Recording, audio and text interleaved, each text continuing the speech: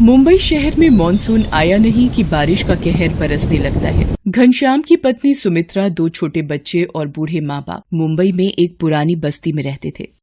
सुमित्रा, ला दे, अम्मा की कौन सी दवाई लानी है? एक तो वैसे ही काम नहीं, ऊपर से दवाइयों का खर्चा नहीं निपटता। ये पर्चा और ये पैसे काम से मिले थे, इन्हीं का राशन लाना है और जो पैसे बचेंगे अम्मा की दवाई ले आना। चल जा रहा हूँ, ले आऊंगा। सुमित्रा, तूने आज फिर घनश्याम के हाथों में पैसे कैसे पकड़ा दिए? तुझे पता तो है फिर मदन के साथ जाकर कच्ची शराब पी आएगा या पत्ते खेलने बैठ जाएगा। क्या करूँ बापू, जबरदस्ती ले गए कि मैं ही लाऊंगा घर का सामान। पर सुमित्रा, बारिश की वजह से कब हम पर मुसीबत आ जाए, कौन देख कर आया है। माँ, बहुत भूख लगी है।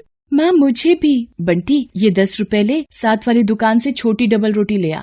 बंटी बराबर की दुकान से डबल रोटी ले आता है। सुमित्रा थोड़े से रखे दूध की चाय बनाकर बच्चों को चाय ब्रेड खिला देती है। दिन बीत जाता है, शाम होने को आ जाती है, पर घनश्याम का कुछ पता नहीं कहाँ गया। रात के 7 बजे।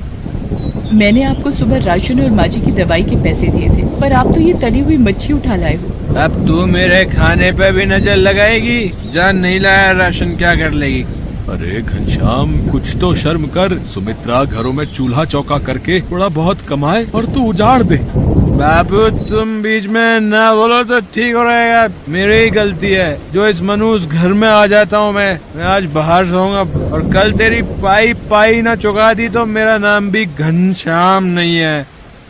अभी वो नशे में है बहू, सुबह जब नशा उतरेगा अपने आप ठीक हो जाएगा। अम्मा, ये थोड़े से चावल रखे हैं, बना लो। हाँ बना ले बहू। घनश्याम तो बाहर बरामदे में सो गया है, अब सुबह ही उठेगा। इतनी तेज बारिश हो रही है, सड़कें पानी से भरी हुई हैं, हवा से छप्पर टूट गया तो। सोने दे बहू, बारिश पड़ेगी तो अपने आप अंदर आ जाएगा। सुमित्रा चावल बना लेती है और रात का खाना खाकर सब सो जाते हैं। बारिश और तेज हो जाती है। आधी रात के वक्त सुमित्रा की आंख खुलती है।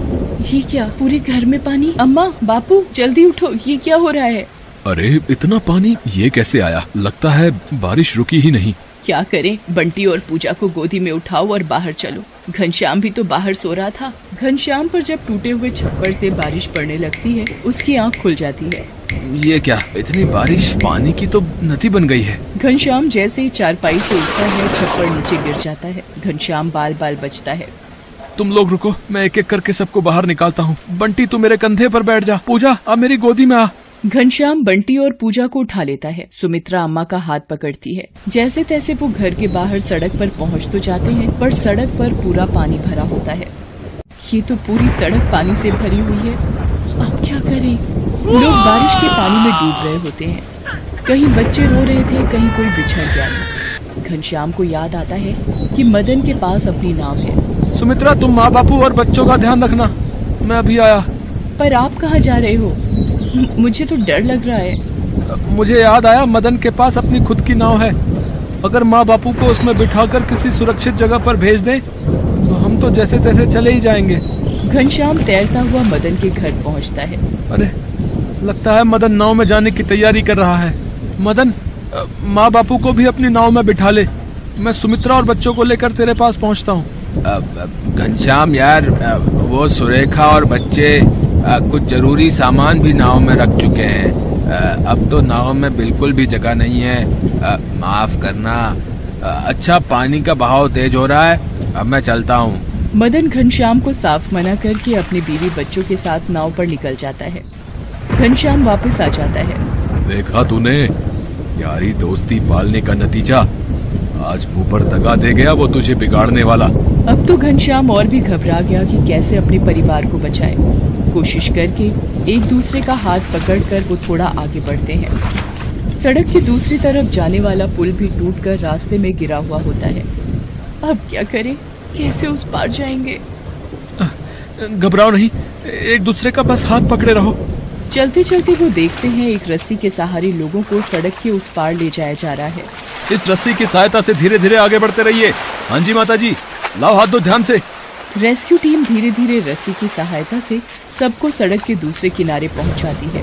तभी अम्मा, बापू, वो देखो हेलीकॉप्टर। ये सब लोग हमारी मदद करने के लिए ही आए हैं। हेलीकॉप्टर से रेस्क्यू टीम सभी बस्ती वालों को बाहर निकाल रही थी और एक सुरक्षित स्थान पर घनश्याम और उसके परिवार को छोड़ दिया। शुक्र है ये बचाव कर्मी अगर ना होते तो हमें कौन बचाता। आज भगवान ने भी हमारा साथ दिया है इन सुरक्षा कर्मियों को भेजकर। पर अब हम क्या करेंगे, वो बस्ती तो उजड़ गई। सुमित्रा, आज मुझे भी समझ आ गया है कि कुछ मित्र सिर्फ मतलब के लिए ही साथ रहते हैं। पर अब हम क्या करेंगे, वो बस्ती तो उजड़ गई। हिम्मत मत हार सुमित्रा, हम यहाँ कहीं आसपास की बस्ती में घर ले लेंगे। मैं वादा करता हूँ शराब और जुए को कभी हाथ नहीं लगाऊंगा। खूब मेहनत करूंगा ताकि तुम सबको भरपेट भोजन मिल सके। कुछ दिन बाद जब बारिश रुक गई तब घनश्याम ने काम ढूंढना शुरू किया और एक बस्ती में किराए पर कमरा भी ले लिया। बारिश का पानी तो थम गया था, पर जिंदगी को चलने के लिए ताकत की जरूरत फिर से हासिल करनी थी।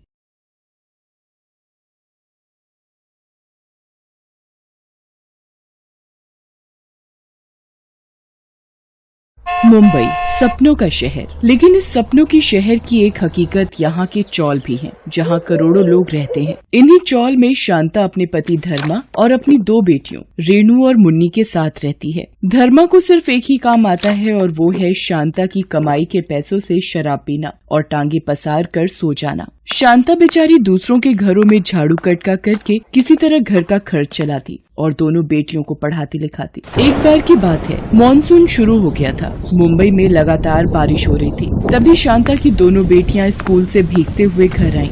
अरे तुम लोग तो पूरी तरह भीग गए, थोड़ी देर कहीं रुक जाते। माँ, हमने बहुत देर इंतजार किया लेकिन बारिश रुकी ही नहीं। हमें लगा ज्यादा देर हो जाएगी तो आप परेशान हो जाएंगी। ये मुंबई की बारिश भी ना हम गरीबों के लिए मुसीबत ही लेकर आती है। माँ, तुमने पिछले साल कहा था कि हमें रेनकोट ला दोगी, अगर वो ला दो तो हम नहीं भीगेंगे। शांता ने अपनी बच्चियों को कह तो दिया था, लेकिन कर्मा की शराब और घर के खर्चों से पैसे बचते ही कहाँ थे जो वो उनके लिए रेनकोट ला देती। पिछले साल भी दोनों की तबीयत बारिश में भीगने के कारण बहुत खराब हो गई थी। वो सोच ही रही थी कि इस बार अपनी बेटियों के लिए सेकंड हैंड ही रेनकोट कहीं से भी लाकर उसे देगी। तभी कर्मा हाथ में शराब की बोतल लेकर भीगते हुए अपने घर आया। शांता, अरे ओ शांता, कहाँ मर गई तू? मर जाती तो ही सही रहता, कम से कम तुमसे पीछा तो छूटता। ये तू क्या बकवास कर रही है? तुझे अपनी बेटियों की फिक्र नहीं है? मुझे तो है लेकिन आपको नहीं है। पूरा दिन शराब शराब शराब। कर्मा के साथ सबसे बड़ी दिक्कत ये थी कि वो अपनी बुराई तो सुन लेता, लेकिन अगर कोई शराब की बुराई कर दे तो उसका पारा चढ़ जाता। उसने गुस्से में शांता को एक थप्पड़ मार दिया। मुफ्तखोर औरत, तू क्या समझती है अपने आप को, है? मैंने कितनी बार कहा कि मेरी शराब को अगर एक शब्द भी बोला तो मुझसे बुरा कोई नहीं होगा। ये शराब हमारा घर तोड़ रही है, आपको नहीं दिखता? चुप चुप कर, नहीं तो मार मार कर मुंह सुझा दूंगा तेरा। बात कर रही है। जब शांता की शादी हुई थी उस समय कर्मा कभी कभार पीता था, फिर पता नहीं उसे क्या हुआ, हर दिन पीने लगा। इस लत के कारण ही उसकी नौकरी भी चली गई, लेकिन उसे कोई फर्क नहीं पड़ता था क्योंकि उसकी नौकरी गई तो शांता की कमाई शुरू हो गई थी। शांता की दोनों बेटियां भी अपने पिता के इस व्यवहार से हमेशा सहमी रहती थी। अगले दिन, सुनिए जी, मॉनसून जोर पर है, हर दिन भयंकर बारिश हो रही है। तो मैं क्या करूँ? बारिश में बारिश नहीं होगी तो क्या लू चलेगी क्या? आपसे तो कुछ कहना ही बेकार है। तो फिर कहती क्यों है? चल फुट यहाँ से। और हाँ, जाते जाते कुछ रुपए देती जाना। रुपयों की बात सुनकर शांता को गुस्सा आ गया। रुपए क्यों चाहिए? तेरे लिए ताजमहल बनवाना है, ताजमहल। देखो जी, मेरे पास आपकी शराब के लिए बिल्कुल भी पैसे नहीं है। कुछ पैसे पड़े भी हैं तो वो राशन के लिए हैं। देख नहीं रहे सारे डिब्बे खाली पड़े हैं। बारिश की हालत आप देख ही रहे हो। अगर यूं ही होती रहेगी तो बाहर निकलना मुश्किल हो जाएगा। इसलिए मैं चाहती हूँ कि कुछ राशन खरीद कर रख लिया जाए ताकि आगे दिक्कत ना हो। शांता की बात सुनकर कर्मा को बहुत गुस्सा आया, लेकिन उसने सोचा कि अगर वो इस समय गुस्सा दिखाएगा तो वो गुस्सा उस पर भारी पड़ जाएगा और शांता उसे पैसे नहीं देगी। इसलिए उसने उससे बहुत प्यार से बात करते हुए कहा कि शांता, मैं बहुत ही बुरा आदमी हूँ, मुझे पता है। ना तो तुम्हारी फिक्र है मुझे और ना ही अपने बच्चों की। देखो ना। कर्मा के अचानक से बदले इस व्यवहार से शांता सख्ते में आ गई और वो सोचने लगी कि ये इनको अचानक क्या हो गया है। आपको पता है, रेणु मुन्नी के पास रेनकोट भी नहीं है। वो बेचारी हर दिन भीगते हुए स्कूल से घर आती। शांता, भगवान के लिए ये सब बातें मुझे बोलो। मैं जानता हूँ कि मेरी शराब की लत के कारण तुम लोगों को ये सब मुसीबतें उठानी पड़ती हैं, लेकिन मैं वादा करता हूँ आज के बाद शराब को हाथ नहीं लगाऊंगा मैं। सच में। सच? तुम्हारे सर की कसम। कर्मा ने वैसे तो ये वादा कई बार किया था लेकिन निभाया नहीं। फिर भी शांता ने सोचा चलो एक मौका उसे और दे देती हूँ। फिर वो काम पर जाने लगी। उसे काम पर जाते देख कर्मा ने कहा कि सुनो, तुमने कहा कुछ पैसे हैं तुम्हारे पास, वो मुझे दे दो। मैं राशन का सामान और रेनू और मुन्नी के लिए रेनकोट लेता आऊंगा, ठीक है ना? उसकी बात सुनकर शांता सोच में पड़ गई। उसके मन में आया कि कहीं इन्हें पैसे दे दूं और ये उसे शराब में उड़ा दें तो फिर क्या होगा। वो ये सोच ही रही थी कि कर्मा ने कहा, क्या हुआ शांता, क्या सोचने लगी? मुझे पैसे देने में डर लग रहा है ना? यही तो दिक्कत है, तुम मुझे सुधारना भी चाहती हो लेकिन मुझ पर विश्वास नहीं करना चाहती। छोड़ो, रहने दो। शांता एक बार फिर से कर्मा की बातों में आ गई और राशन के सारे पैसे उसे दे दिए। फिर वो काम पर चली गई। बढ़िया है, घर का राशन लाने वाली। अरे भूखे पेट तो रहा जा सकता है लेकिन दारू के बिना ना, बिल्कुल नहीं। उस दिन फिर से बहुत बारिश हो रही थी। घर में जो कुछ राशन बचा था शांता ने बना दिया था। अब वो कर्मा के आने का इंतजार कर रही थी। रात के 9:30 बजे कर्मा लड़खड़ाते हुए घर पहुंचा। उसकी हालत देखकर ही शांता समझ गई कि ये आज फिर से पी कर आया है। उसने गुस्से में उससे पूछा, राशन कहाँ है? इनके रेनकोट कहाँ है? चल आगे से हट। बढ़िया हिसाब किताब लेने वाली। एक थप्पड़ में सारा गणित बिगाड़ दूंगा तेरा, मैं बता रहा हूँ, बात मत कर मेरे से। कर्मा हर दिन की तरह चुपचाप जाकर बिस्तर पर लेट गया। बाहर बारिश लगातार हो रही थी लेकिन इस बार बारिश ने रुकने का नाम नहीं लिया। लगातार बारिश के कारण शांता के चौल की छत से पानी टपकने लगा। ये देखकर उसकी बेटी रेणु एक बर्तन ले आई और जमीन पर रख दिया। लेकिन इस बार बारिश किसी जिद्दी बच्चे की तरह हो गई थी। वो बरसती जा रही थी, बरसती जा रही थी। 2 दिन इसी तरह बीत गए। इधर घर में एक दाना भी खाने को नहीं था। दोनों बच्चियां भूख से बिलख रही थी लेकिन वो अपनी माँ से कुछ नहीं कहती, किसी से मदद भी नहीं मांग सकती थी क्योंकि पूरी बस्ती पानी पानी हो गई थी। मुझसे बहुत बड़ी गलती हो गई जो इन पर विश्वास कर लिया। एक बार फिर से इन्होंने विश्वास तोड़ दिया मेरा। मेरी दोनों बेटियां भूख से बिलख रही हैं और ये है कि शराब के नशे में जानवर की तरह पड़े हुए हैं। लगातार बारिश के कारण अब तो चौल के घरों में भी पानी घुस रहा था। सरकार ने अलर्ट जारी कर दिए थे। बारिश का ये पानी अब तो लोगों की जान का दुश्मन बन गया था। शांता के चौल में भी पानी पूरी तरह घुस गया था। उसे समझ नहीं आ रहा था कि वो क्या करे क्या ना करे। उसने कर्मा को जगाने की कोशिश की। वो जागता तो जरूर लेकिन अपने पास रखी बोतल की शराब के 2 घूंट मारता और फिर लेट जाता। इस बीच पानी का स्तर लगातार बढ़ता ही जा रहा था। रेणु और मुन्नी को अब डर लगने लगा था। पूरी बस्ती से बचाओ बचाओ की आवाज आ रही थी। माँ, क्या हम लोग इस पानी में डूब जाएंगे? माँ, हम लोग मर जाएंगे क्या? उनकी बातों को सुनकर शांता को रोना आ रहा था लेकिन ये वक्त रोने का नहीं था। हिम्मत से काम लेकर सबकी जान बचाने का था। कुछ नहीं होगा बेटा, कुछ नहीं होगा। बारिश कम होते ही सब ठीक हो जाएगा। लेकिन बारिश कहाँ हमारी बात सुनती है। वो तो अपनी रफ्तार में हो रही थी और आज तो पानी छतों तक भर गया था। लेकिन इस बीच कर्मा का नशा टूटा। होश में आने के बाद उसे समझ में आया कि वे लोग बहुत मुसीबत में हैं।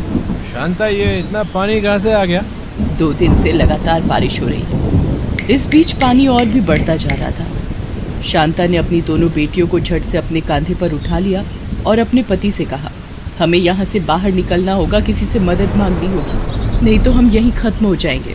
पहली बार मौत का खौफ कर्मा के चेहरे पर भी था और शायद पश्चाताप भी उसकी आंखों में दिख रहा था। उसने अपनी दोनों बेटियों को अपने कांधे पर उठा लिया और शांता से कहा, तू इनकी फिक्र मत कर शांता, मैं मर भी जाऊंगा लेकिन अपनी बच्चियों को कुछ नहीं होने दूंगा मैं, तू चिंता मत कर।